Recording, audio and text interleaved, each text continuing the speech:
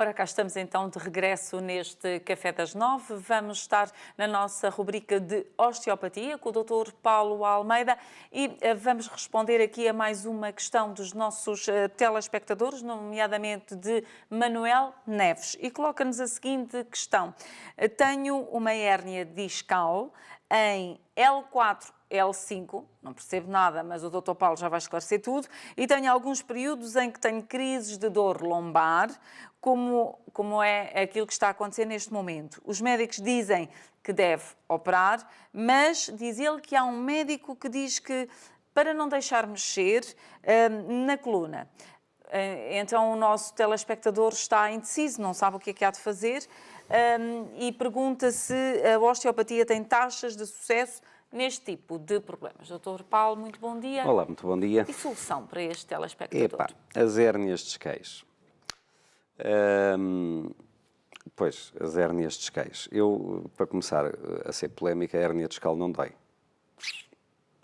Ui! E Jesus. E ainda diz que é L4, é L5. Pronto, mas as hérnias discais têm um problema. As hérnias discais provocam efetivamente uma irradiação da dor. É certo é que há períodos e muitas vezes as pessoas chegam aos consultórios de osteopatia referindo que têm uma hérnia L4, L5, S1, L3, etc. por aí fora. Geralmente L4, L5, S1 são mais propensas a essas pressões. Mas naquele momento nem dói, até anda controlado e até já nem tem nenhuma crise há muito tempo. Então, mas tem uma hérnia, então não dói, então é porque a hérnia não dói. Aquilo que provoca a hérnia é que dói. Muitas vezes antes de ter a hérnia já tinham dores, depois até que apareceu uma hérnia. E chegam aos consultórios de osteopatia com outros sintomas.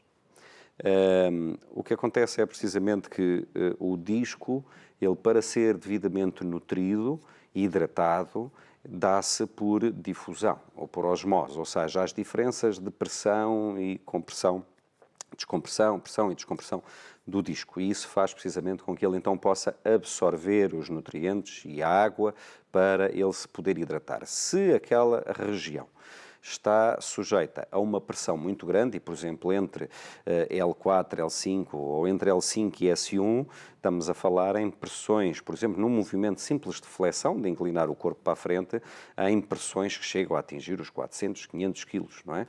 Portanto, imagina pegar num peso de 5 quilos, vai exacerbar muito mais essa pressão. Portanto, e o disco tem que estar preparado para todas estas pressões.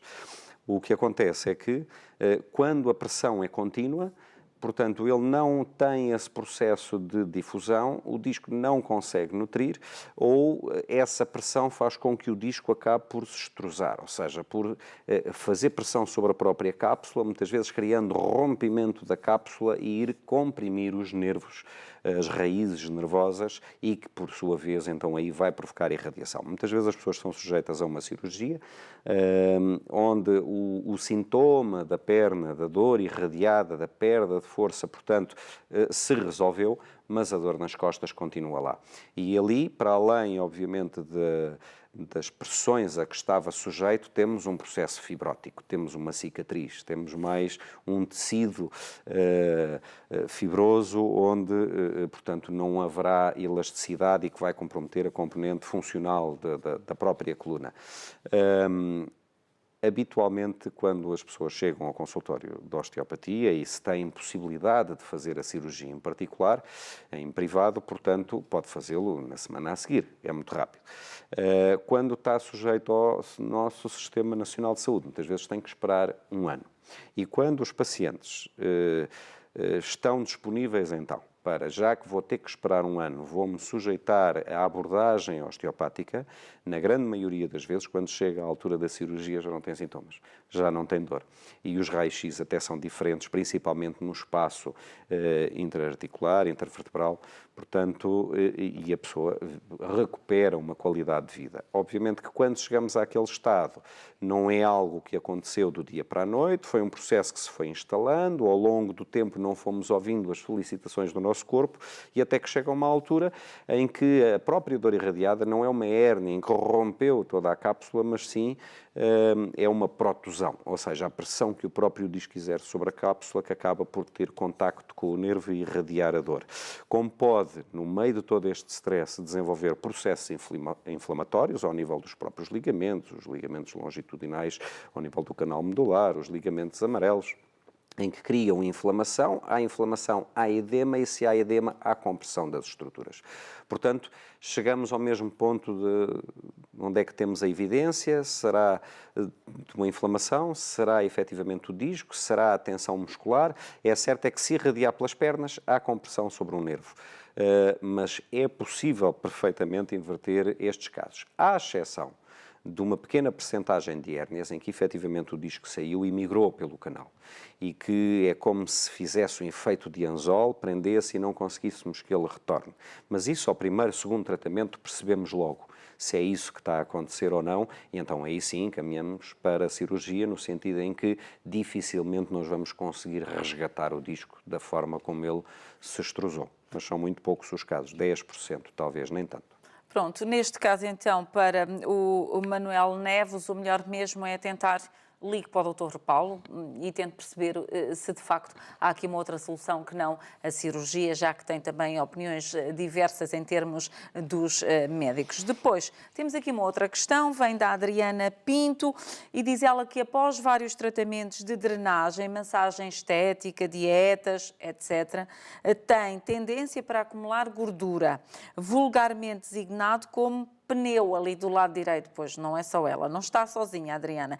Ninguém lhe consegue então explicar o porquê desta razão e acha que, e é uma questão que todos vamos estar aqui interessados em saber, e acha que pode ter a ver com algum problema da coluna ou outro que a osteopatia possa justificar. Será? Pois a coluna come sempre com as culpas, tem as costas largas, não é? Qualquer coisa é da coluna, não é? A questão é interessante. Há algumas formas que podem justificar essa diferença estética, essa diferença da acumulação de gordura mais à direita ou mais à esquerda, ou uma facilidade de perder gordura de um lado ou do outro, e em frente ao espelho nota-se sempre mais um pneuzinho de um lado ou do outro. Ora bem, se for, por exemplo, ao nível do abdômen, ao nível da anca, a anca é uma doença neurológica, portanto, a articulação coxofemoral, portanto, o que acontece é que a nossa bacia funciona com um efeito de báscula, não é? Quando nós caminhamos, quando nós corremos, quando fazemos os exercícios no ginásio. Se houver um bloqueio do ponto de vista articular, uma limitação na mobilidade do lado direito ou do lado esquerdo, portanto, obviamente que há uma facilitação, por exemplo, do lado esquerdo, em que está solto e trabalha muito mais, logo há uma hiperatividade e logo um processo metabólico muito mais facilitado, portanto, e onde há uma queima de gordura, e do lado direito, precisamente por haver um mecanismo de compensação pelo bloqueio que é criado, não haver uma ativação muscular tão acentuada. E então aí queimar mais de um lado do que queimar do outro. Isto poderá efetivamente justificar, assim como algumas pequenas alterações posturais façam precisamente com que, por exemplo, uma hiperlordose faça com que haja uma deslocação do eixo de gravidade anteriormente, onde haja uma sobrecarga dos próprios órgãos sobre a bexiga e onde forma aquela barriguinha que já fizemos tudo e não conseguimos eliminar aquela barriguinha, precisamente por causa dessa alteração postural e pela forma como o corpo se vai moldar àquela alteração postural. Portanto, também pode ser uma da justificação para o caso do pneuzinho, ou da barriguinha, ou da gordurinha que possa surgir. A osteopatia aqui não funciona como uma terapia estética, mas sim como uma terapia funcional para que o corpo esteja disponível para desenvolver e cumprir com a sua função na queima também, entre várias, também na queima de gordura e na queima em que a energia disponibilizada para o exercício físico seja simétrica, digamos assim. Muito bem, chegou ao fim o nosso tempo, fica então aqui a resposta a estas duas questões colocadas pelos nossos telespectadores. Mas pronto, Adriana, a osteopatia não é nenhum milagre para o pneuzinho. Se calhar temos que ir por outros lados, por outras opções, e penso eu que se calhar reduzir ali um bocadinho na alimentação, e uma alimentação mais saudável também pode depois facilitar esta questão da não acumulação das gorduras. Nós ainda temos mais novidades neste Café das 9, vamos então em frente.